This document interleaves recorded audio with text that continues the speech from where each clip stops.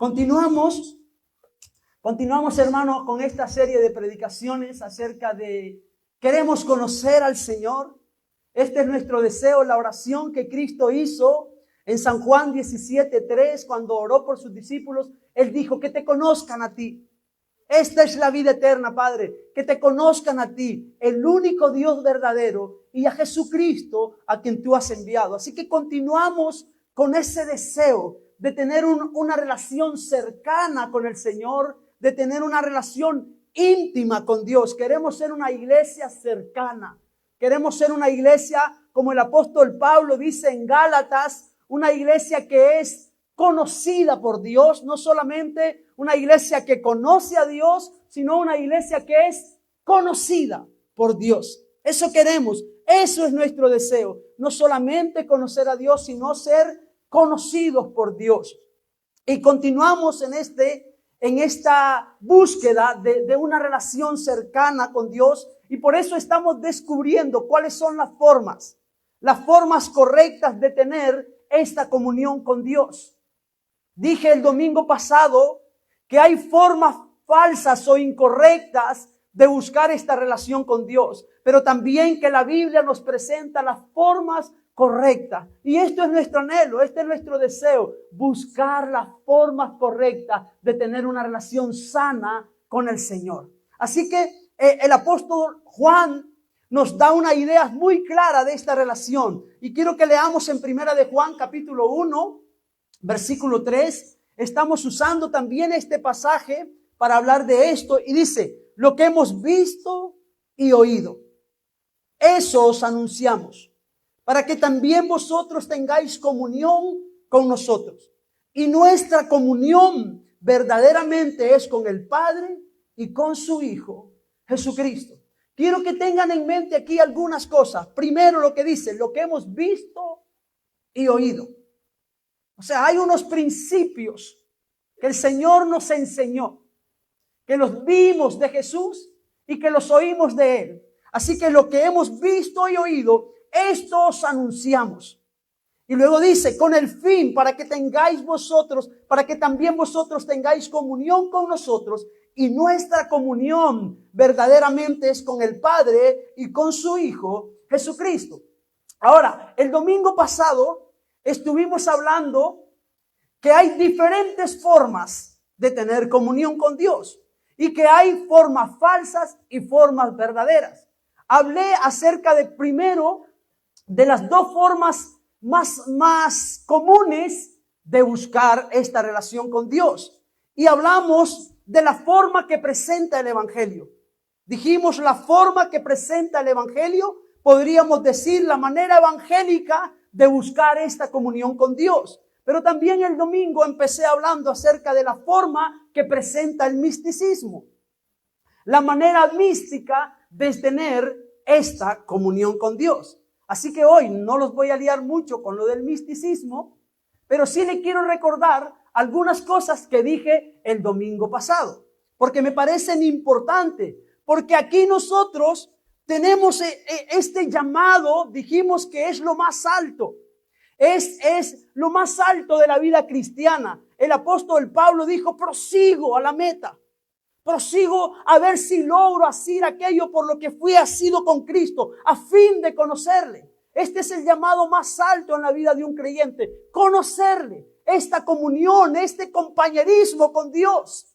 Entonces, como es el llamado más alto, es importante que nos demos cuenta que lo estamos haciendo de la manera correcta. Amén. Creo que es mi responsabilidad como pastor poder guiarles, y aún yo mismo guiarme a tener una comunión correcta con Dios. Amén. Así que por esto tocamos estos temas. Así que aquí tenemos este tema que tiene que atraernos mucho. Porque lo místico, dije el domingo pasado, lo místico y lo evangélico en ciertos aspectos son muy similares.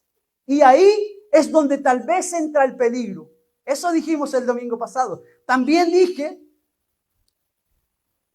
que es en la forma en que intentan tener este conocimiento, este compañerismo con Dios, que tienden a separarse. Ambos buscan lo mismo, pero en las formas es donde tienden a separarse.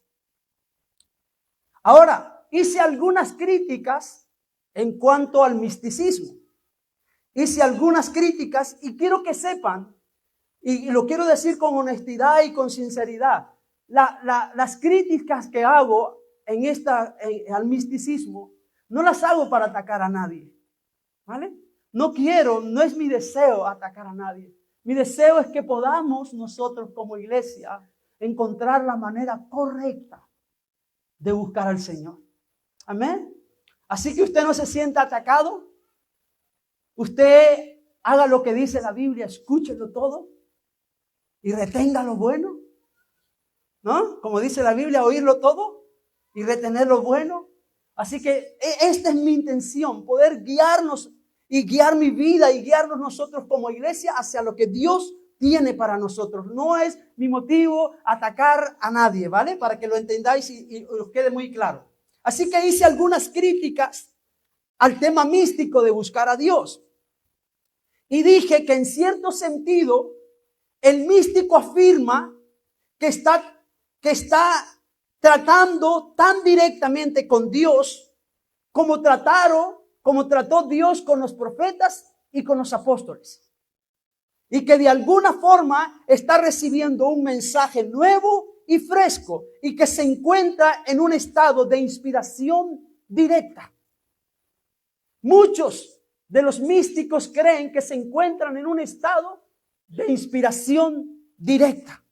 Ahora, nosotros o el Evangelio no enseña eso. El Evangelio enseña que nosotros tenemos una revelación completada. Que todo lo que Dios quería decir, ya lo dijo a través de su Hijo. Que todo lo que Dios quería hablarnos a nosotros, ya lo habló a través de Cristo. Que la única revelación completada y la inspiración divina que nosotros tenemos es la palabra de Dios. O sea que nosotros, todas nuestras experiencias que podamos tener con Dios, tenemos que llevarlas siempre ¿a dónde? A la palabra de Dios. Esto creemos. El místico desprecia el valor de las Escrituras. De alguna forma, nosotros creemos que la Biblia es la revelación completada y final de Dios a los hombres. Mire lo que dice 2 de Timoteo capítulo 3, versículo 16. Toda la Escritura es inspirada por Dios. Ahora, alguien me preguntó algo el domingo pasado, no sé si está aquí el hermano, pero me preguntó algo que me pareció muy interesante. Y me dijo, entonces los discípulos y los apóstoles tuvieron experiencias místicas, ¿no? Y me pareció correcto la pregunta. Tuvieron experiencias con Dios que la Biblia afirma categóricamente que esas experiencias fueron inspiradas por Dios. ¿Vale? Fueron evidencias de Dios. Ahora, nosotros no estamos en contra de las experiencias. Yo deseo una iglesia que tenga experiencias con Dios. Yo quiero en mi vida tener experiencias más con Dios. Cada día más. Yo quiero ver a Dios moviéndose en medio de nosotros. ¿Vale? Quiero ver a Dios haciendo milagros, glorificándose cada vez más en medio de nosotros. Así que yo no estoy en contra de que tengamos experiencias con Dios, pero las experiencias que podamos tener con Dios, tenemos que tener un estándar, tenemos que tener una regla que pueda medir las experiencias que tenemos. Así que nuestra regla es la palabra de Dios. Toda la Escritura, dice el apóstol Pablo, es inspirada por Dios y útil para enseñar, para redarguir, para corregir, para instruir en justicia, a fin de que el hombre de Dios sea perfecto, enteramente preparado para toda buena obra. Así que tenemos que la Escritura. Esta es la primera crítica que hice con respecto al misticismo. La segunda crítica que hice es que el místico tiende incluso a ser innecesario al propio Señor Jesucristo cuando afirma que sus almas tienen acceso inmediato a Dios. Hablamos de las formas místicas de buscar a Dios y que muchos de los místicos que buscaron al Señor, sobre todo en la Edad Media, muchos hablaron de que tenían experiencias directas con Dios, apariciones de vírgenes y muchas cosas más de las que no quiero hablar. Pero decían que tenían experiencias directas con Dios. Por lo tanto, de alguna forma, hacen innecesario a Cristo. Pero nosotros creemos, según lo que dice San Juan, capítulo 14, versículo 6, Jesús le dijo, yo soy el camino y la verdad y la vida. Y nadie viene al Padre sino por mí. No hay otro camino. Hablamos de las experiencias místicas de algunas religiones, como por ejemplo los que se quieren conectar con el más allá por medio de meditaciones. No quiero repetir todo eso, pero Jesús dijo, son las meditaciones, no es el comunicarte con la naturaleza que te va a llevar a Dios, solo hay un camino. Yo soy el camino y la verdad y la vida, y nadie viene al Padre sino por mí. Amén. ¿Estamos de acuerdo? Ahora, otra crítica que hice con respecto al misticismo es que el misticismo siempre nos deja sin estándar, sin ningún patrón o sin ninguna norma. Voy a poner un ejemplo con respecto a esto. Imagínense que nosotros decimos, queremos tener experiencias con Dios y queremos seguir este camino del misticismo para tener experiencias con Dios. Y a lo mejor no nos vamos a ir como los monjes que se iban a meter a los sitios estos a lapidarse y a golpearse para buscar experiencias con Dios. Quizás no nos vamos a ir a una cueva, a una montaña. No nos vamos a ir a meter a estos sitios quizás para tener experiencia con Dios. Pero imagínate que empezamos a tener, a conseguir, a buscar este camino místico de experiencias con Dios. Y empezamos aquí y creo que quizás Dios me está hablando o nos está hablando. Y empezamos a tener experiencias y creemos que es Dios que está hablando. Y yo pregunto, si no tenemos un patrón, o si no tenemos un estándar, o si no tenemos unas reglas para medir nuestras experiencias, ¿cómo sabemos que es Dios que nos está hablando? ¿Cómo sabemos que es Dios el que nos está hablando? ¿Cómo sé que es Dios el que me habla y no mis emociones? ¿Cómo sé que es Dios que me habla y no mis sentimientos? ¿Cómo puedo saber que no estoy siendo víctima de alucinaciones?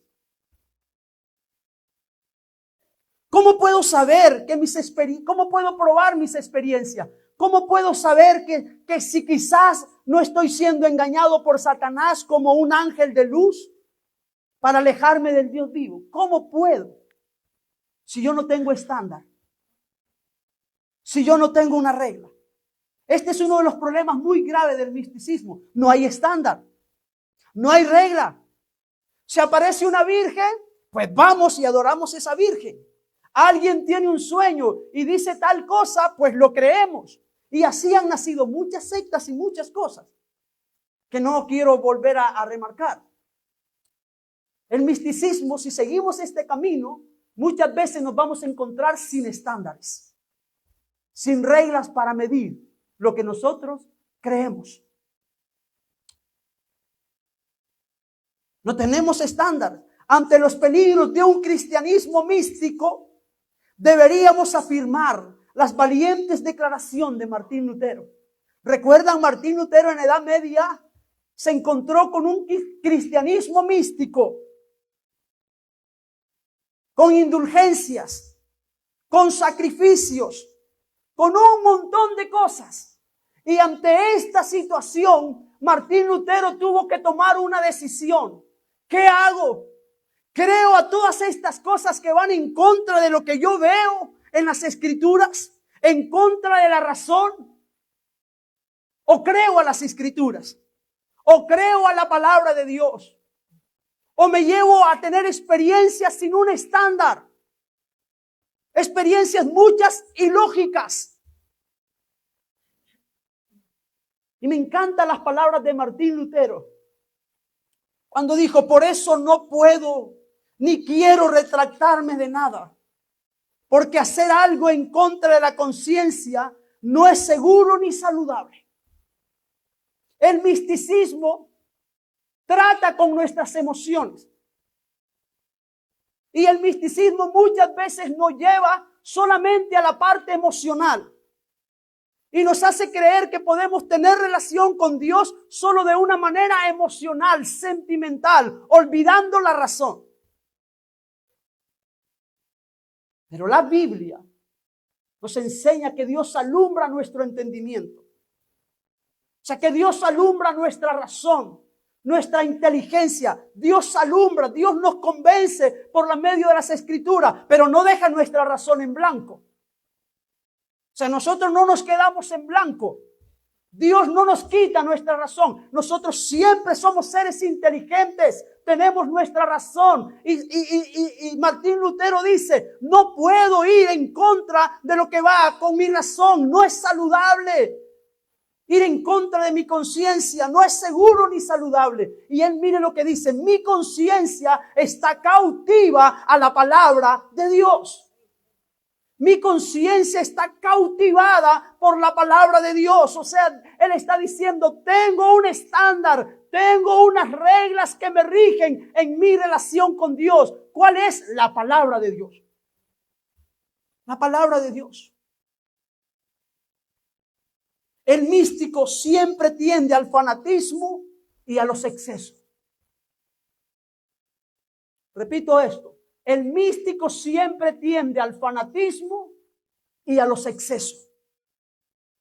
Si antepones los sentimientos a la comprensión, seguramente terminarás en eso, porque no tendrás nada para probar tus experiencias. El místico siempre tiende al fanatismo y a los excesos, porque no hay nada que pruebe sus experiencias. Pero mire lo que dice el apóstol Juan, en primera de Juan, capítulo 4, versículo 1. Amados, no creáis, ¿qué cosa? A todo espíritu.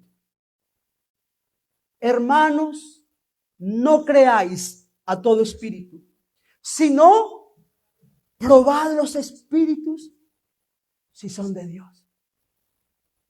Necesitamos un estándar para probar los espíritus. No creáis a todo espíritu, probad los espíritus si son de Dios.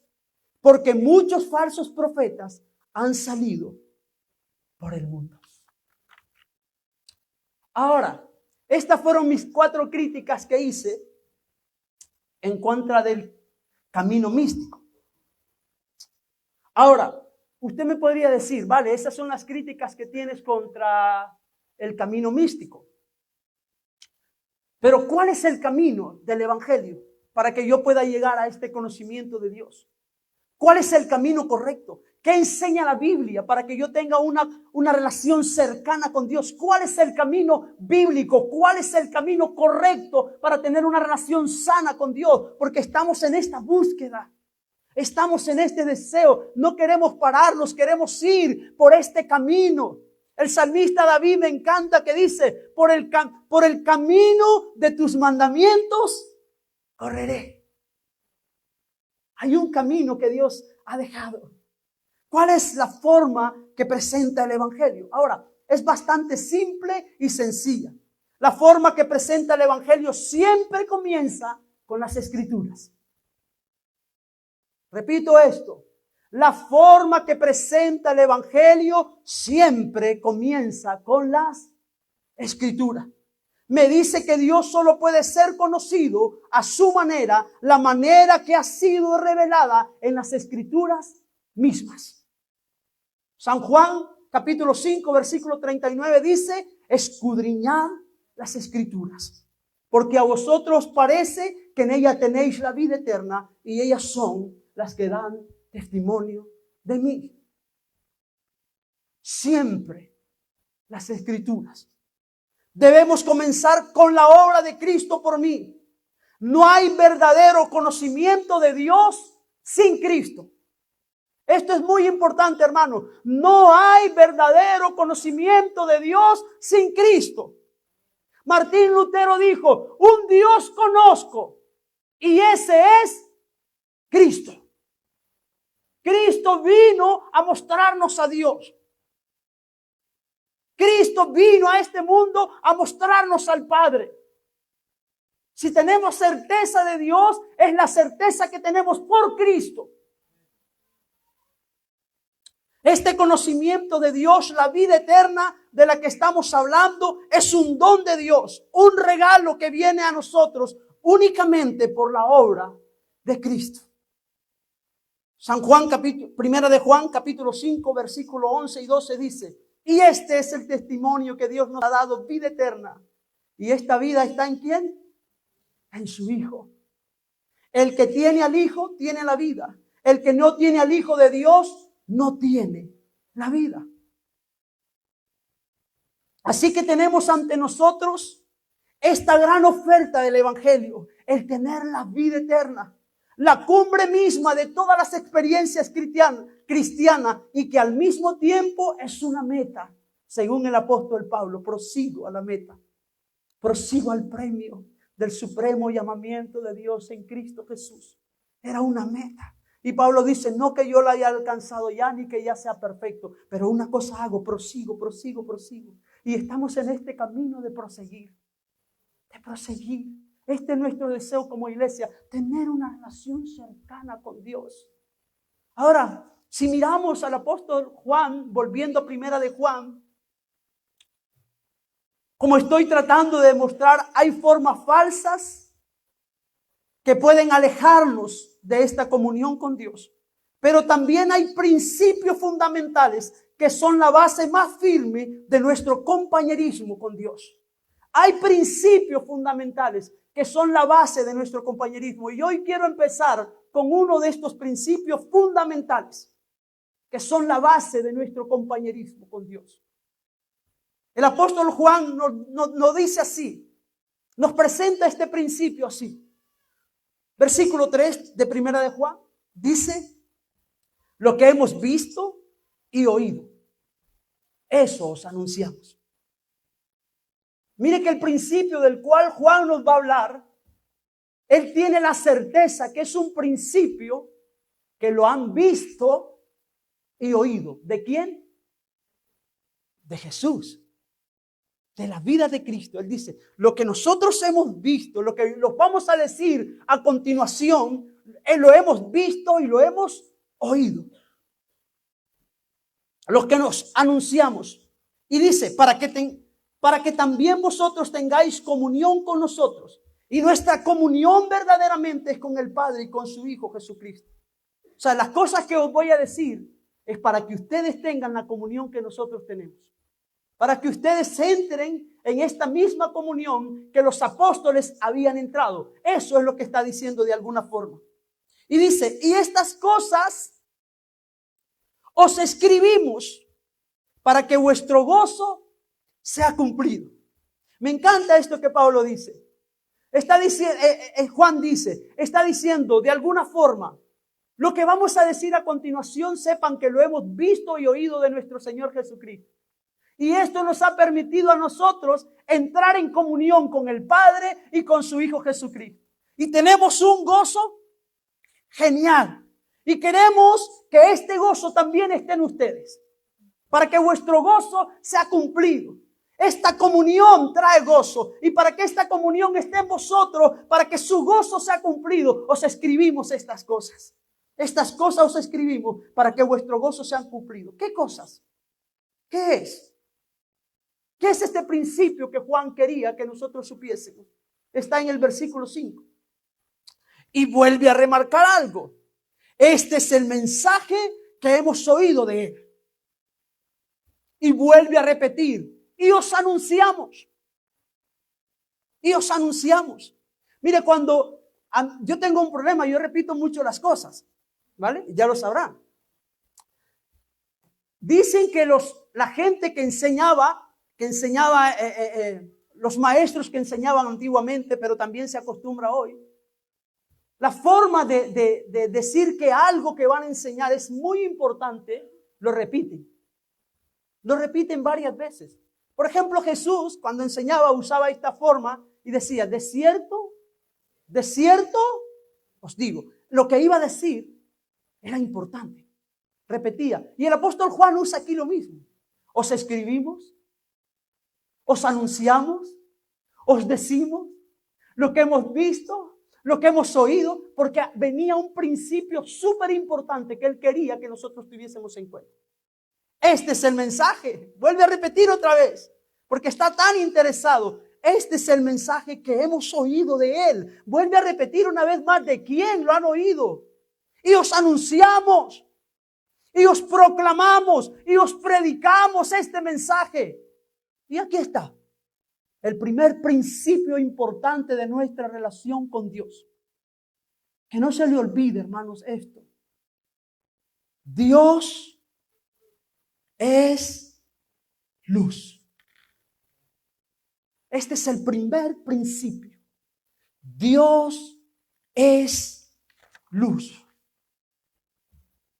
El primer principio es este. Siempre debemos comenzar con Dios. Nuestra relación y nuestro compañerismo siempre debe empezar con Dios. Dios es primero. Siempre Dios primero. La Biblia presenta a Dios en primer lugar. La Biblia presenta a Dios en el centro de todas las cosas. Y usted podría de alguna forma argumentar diciendo, vale, pero si somos cristianos, lo objetivo y lo normal de un cristiano es que comience con Dios, ¿no? Usted podría decir, lo normal en la vida de un creyente es que su relación cercana empiece con Dios. Todos creemos en Dios y por ende lo normal es que empecemos con Dios. Y sin embargo, quiero sugerir que la mayoría de nuestros problemas en la vida cristiana surge porque no comenzamos en este punto. La mayoría de nuestras dificultades surgen porque no empezamos con Dios. No empezamos en este punto. Este ha sido la fuente principal de todos nuestros problemas. Se ha puesto al hombre en el centro. Este es el problema. El hombre ocupa el centro en el universo. El hombre ocupa el centro en el mundo en el que vivimos. Los derechos del hombre y de la mujer ocupan el centro. Usted ve hoy a la gente, por ejemplo, ¿cuál es el peor problema? Uno de los peores problemas que tenemos en nuestra sociedad. La gente peleando por sus derechos. Yo tengo derecho de abortar porque es mi cuerpo. Yo tengo derecho de pensar en cualquier tipo de ideología porque es mi derecho. Y hay un problema de derecho. Es más, las guerras que estamos teniendo hoy en día son problemas de derecho. Cada uno está mirando para su propia casa, para su propio bienestar, para sí mismo. Es un problema de derechos. Cada uno está pensando en sí mismo. Cuando nosotros pensamos tener una relación sana con Dios, este es un problema. Porque la relación con Dios no empieza con nosotros. La relación con Dios empieza con Dios. Este es el principio. Este es el mensaje que os anunciamos. Dios es luz. Dios primero. Dios es luz. Jesús lo dijo, busquen primeramente. No dijo busquen primeramente la satisfacción de sus necesidades y sus deseos. Busquen primeramente el reino de Dios.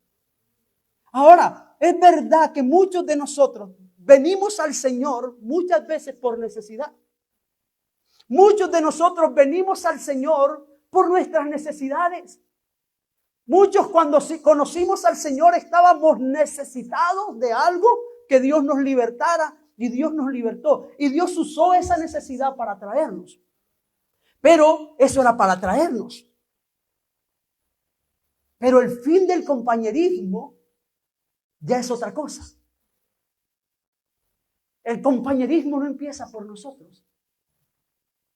Empieza por Dios. Eso es cuando tú tienes un amigo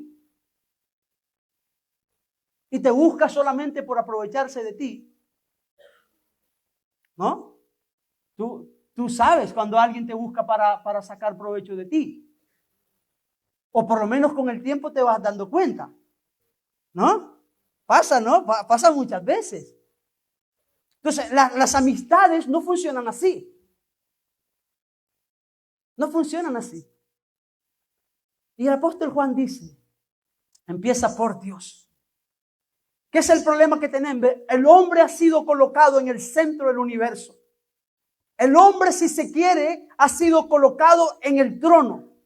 Y todo, incluso Dios, ha tenido que ser puesto en términos del hombre. Todo, incluso Dios, ha sido que ser colocado en términos del hombre. Ese es el error inicial y la mayoría de los malentendidos. Por eso siempre debo de tener cuidado de no empezar por mí mismo.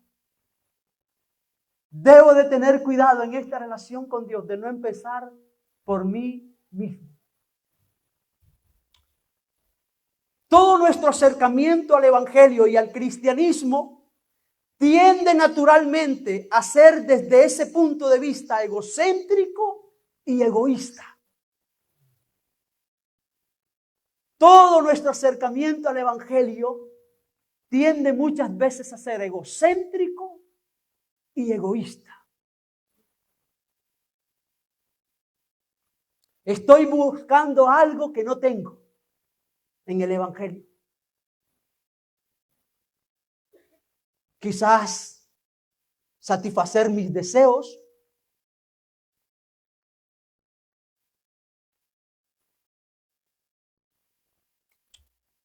Soy consciente de falta de felicidad, soy consciente de falta de cosas y las busco de alguna forma en el Evangelio.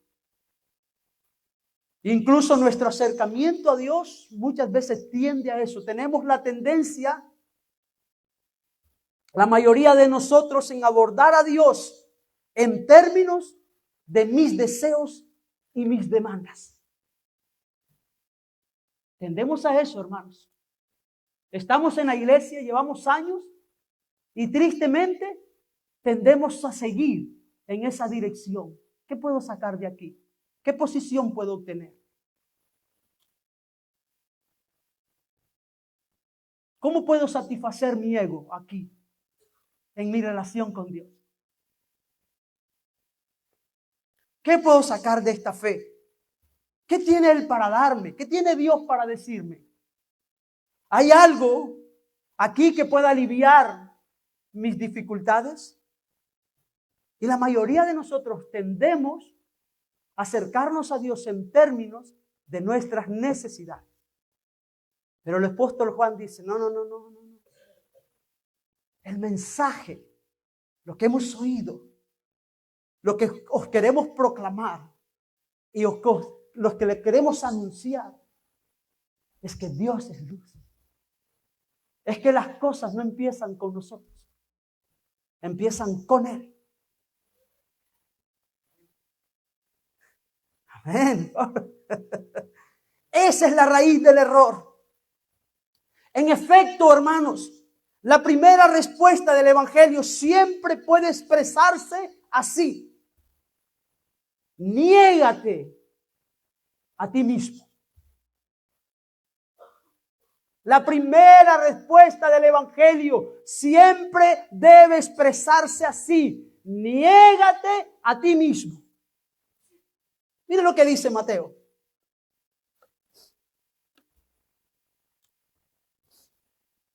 Antes volvamos a Génesis 1:1, porque todo empieza con Dios y podemos ver que todo empieza con Dios. En el principio creó Dios los cielos y la tierra.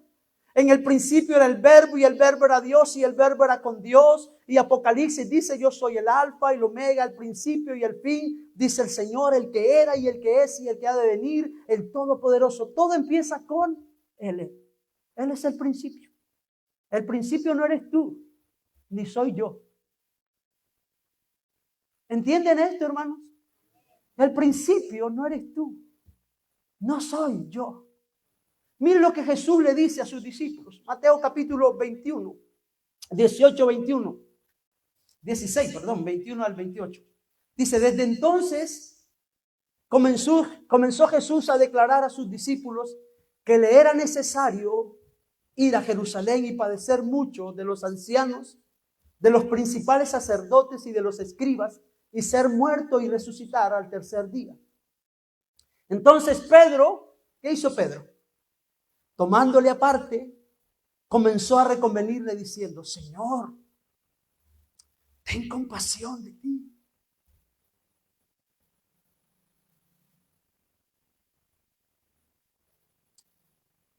Algunos quizás están oyendo la voz de Pedro. Ten compasión de ti, piensa en ti. Piensa en tus derechos. Piensa en ti. Ten compasión de ti. Entonces Pedro, tomando aparte, comenzó a reconvenirle diciendo, Señor, ten compasión de ti. En ninguna manera esto te acontezca. ¿Y qué hizo Jesús? Dice, pero él volviéndose dijo a Pedro, quítate delante de mí, Satanás. ¿Vale? Quítate de delante de mí, Satanás. Me eres tropiezo. ¿Por qué? Porque no pones las miradas en las cosas de Dios. ¿Está muy claro dónde empiezan las cosas? ¿En quién estamos poniendo nuestra mirada? ¿Qué es la voz que estamos oyendo de Pedro? Piensa en ti. Piensa en lo que tú mereces, en lo que tú necesitas. Piensa en ti. Piensa en tu ego. Piensa en acercarte a Dios con tu ego. Piensa en ti. ¿Por qué estás pensando en que te pasen esas cosas? Es injusto que te pasen esas cosas a ti. No hay justicia en eso. Y el Señor le dijo a Pedro, quítate de mí, Satanás. Porque tienes puesta tu mirada siempre. Porque dice, pero volviéndose dijo a Pedro, quítate de delante de mí, Satanás. Me eres tropiezo. Porque no pones la mirada en las cosas de Dios, sino en las cosas de los hombres. Dios es primero. Así que necesitamos en esta relación con Dios tener muy claro que tenemos que poner nuestra mirada en Dios. Tenemos que tener una visión clara de Dios. Es Dios el primero. Me encanta lo que dice el escritor al libro de los Hebreos. Puesto los ojos en Jesús, el autor y el consumador de la fe. Así que esto es de suma importancia para nosotros al considerar este tema del caminar con Dios, de conocerle y tener compañerismo con Él. Siempre debemos de tener claro este principio. Todo comienza con Dios.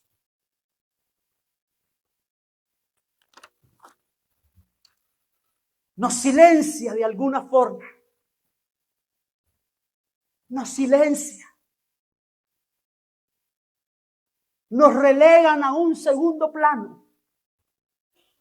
No somos nosotros el centro. Es Cristo. ¿Entienden, hermano? No somos nosotros el centro. No eres tú con tus necesidades y con tus deseos y con tus pretensiones el centro. No soy yo con mis deseos ni mis necesidades, ni mis pretensiones, ni mi arrogancia. No soy yo. El centro es Cristo. Este es el principio que tenemos que tener muy claro. El centro es Él y no nosotros.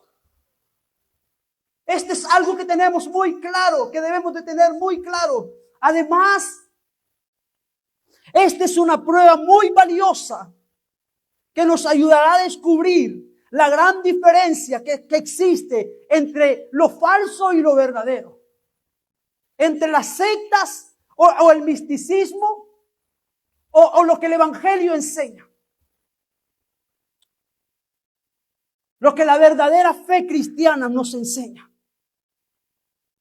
Ahora, aquellas fe que no son verdaderas, que no son cristianas, tienden a acudir a nosotros en términos de nuestras necesidades. Lo que no es verdadero, aquí Jesús le está diciendo, lo que tiene puesta la mirada en los hombres, tiende a buscar a Dios en torno a sus necesidades y sus deseos. Eso es una evidencia de que estamos buscando a Dios de una manera mal. Si buscamos a Dios por nuestros intereses y por nuestros deseos primero, entonces estamos buscando a Dios de una manera mal. Ahora, no quiero decir que nosotros no tengamos deseo y que nosotros no queramos salir adelante y que nosotros... No estoy hablando de eso. Claro que es lógico y que es honroso que nosotros que queramos tener cosas y que deseemos cosas y que queramos la gracia de Dios en muchas cosas. Sí, claro que sí. Y Dios lo va a hacer. Pero primeramente es buscar primeramente el reino de Dios y su justicia. Esto es primero. Esto es primero. ¿Sabe por qué las sectas tienden a ser muy agradables? Porque todo se mueve en cierta forma con las emociones de las personas. Todo tiende acuden a nosotros en términos de nuestras necesidades. La gente sabe que a nosotros nos gusta eso. Por eso a veces tienen tanto éxito. Viene el profeta tal y sale el montón de gente al profeta tal. ¿Por qué van? Porque quieren oír cosas que le digan. Que tienen necesidad que le digan cosas. Tienen deseos porque están pensando en su relación con Dios en términos de ellos mismos, de sus emociones. ¿Por qué Pare de Sufrir es tan famosa en Latinoamérica? ¿Por qué es tan famosa? Porque tiende a venir en términos de las necesidades de la gente. ¿Quién no quiere parar de sufrir? Todos. Pues por eso parecen tan apetecibles para nosotros. Cuando vienen a ofrecernos muchas cosas, que saben que nuestros deseos están por ahí, entonces nos ofrecen esas cosas y nosotros vamos corriendo tras esas cosas. Y empezamos nuestra relación con el hombre y no con Dios. Miren lo que dice segunda de Timoteo 4 versículo 1 al 4. Te encarezco delante de Dios y del Señor Jesucristo, que juzgará a quien, a los vivos y a los muertos en su manifestación en su reino. ¿Qué dice? Que prediques, ¿qué cosa? La palabra. Que instes a tiempo y fuera de tiempo. Redarguye, reprende, exhorta con toda paciencia y doctrina. Porque vendrán tiempos cuando no sufrirán la sana doctrina. O sea, cuando no les gustará oír que es Dios primero. De alguna forma está diciendo eso. Sino que teniendo comezón de ¿qué? De oír. Se amontonarán maestros que les dirán, para de sufrir. Conforme a sus propias, ¿qué cosa? Concupiscencia. Se amontonarán maestros que les van a enseñar lo que ellos quieren oír. Que les van a llenar, endulzar el oído con todas las concupiscencias que hay en su corazón. Con todos los deseos, las avaricias y las malas intenciones que hay en su corazón. Entonces vendrán maestros que le van a decir todas esas cosas. Aunque luego no se cumplan. Pero por lo menos el subidón la tiene. Se amontonarán maestros conforme a sus propias concupiscencias. Y mira qué triste. Y apartarán qué cosa. De la verdad el oído. Y se volverán a las fábulas. No queremos esto, hermanos. No queremos apartar de la verdad el oído. No queremos volvernos a las fábulas. No queremos tener relaciones místicas con Dios sin estándar. Queremos que Dios se glorifique en medio de nosotros. Pero queremos que todo lo que suceda sea verídico, sea de Dios. Si algo tiene que pasar en nosotros, que sea Dios quien lo haga. Si algo tiene que suceder en nuestras vidas, que sea Dios quien lo promueva. Que sea Dios quien lo haga. Que sea Dios. Este es nuestro deseo. Porque muchas veces cuando pensamos solo en nosotros, tendemos a equivocarnos. Y aquí fallamos todos. Yo no estoy hablando esto por usted, lo estoy hablando por mí. Aquí fallamos todos. Tendemos a equivocarnos cuando nos dejamos guiar pensando en nosotros. ¿Conocen la historia de aquel hombre tan justo y perfecto que se llamaba Job? Cuando Dios lo presenta, dice: ¿has visto a mi siervo Job?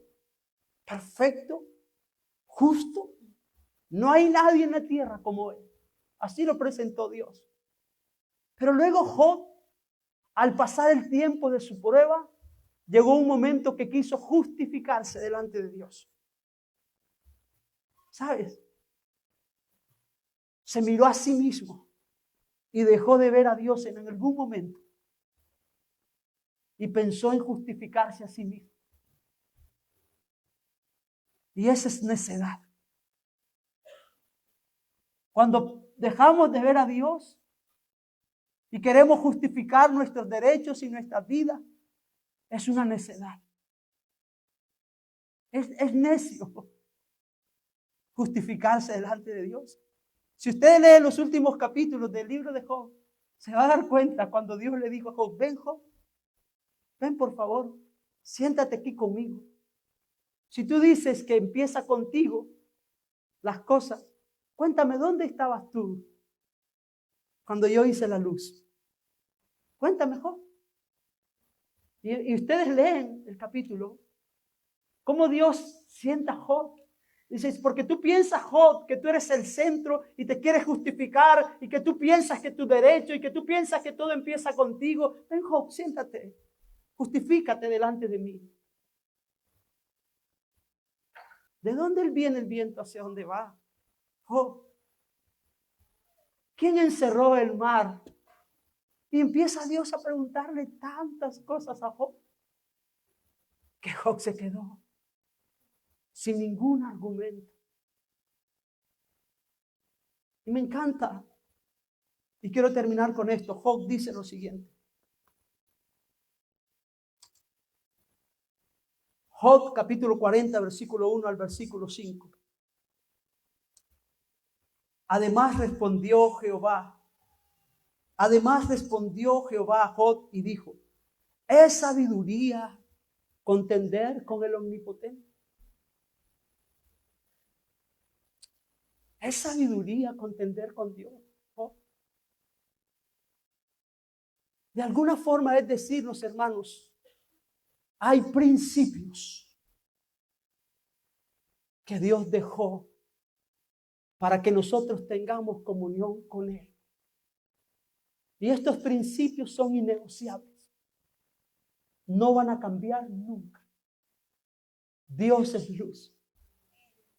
Todo comienza con Él. Y dice: además respondió Jehová a Job y dijo: ¿es sabiduría contender con el Omnipotente? Y el que disputa con Dios, responda a esto.